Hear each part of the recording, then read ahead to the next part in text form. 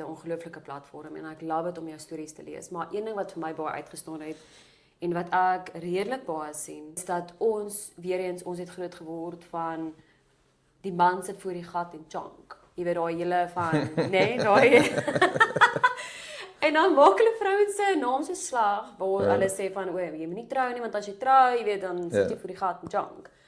En wat ek agtergekom het en gesien het voor jou op jou platform is dat die vrouens moan verskriklik baie oor die mans. Ja. Mans wat seks weerhou van hulle. Jy weet vrouens wat deur soveel trauma gaan, want ons vrouens is baie emosioneel. So ek is 'n vrou nogals van as ek my liefdestaal is touch en jy weet feel en so aan. En ek dink baie vrouens op buite, so as jou man nie intiem wil wees met jou nie, dan voel jy dadelik, maar ek is nie meer goed genoeg nie. Of hoor jy, is ek nie meer mooi genoeg nie? Of hoor jy, het ek vet geword of het ek selluliet nou op my bout gekry of jy weet wat het ek gedoen dat jy nie meer aan my wil vat nie.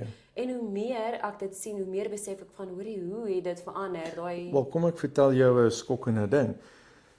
Seksuele lus het minder te doen met die geslag wat jy is en het meer te doen oor die persoonlikheid wat jy het.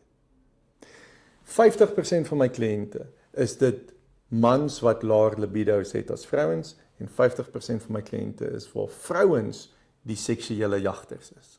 ja, dis wat ek gesien het op jou platform. Dit is nie 'n geslagsding nie. Ons moet ontslaa raak van hierdie mite dat God het mans gemaak lus, maar vrouens geblus.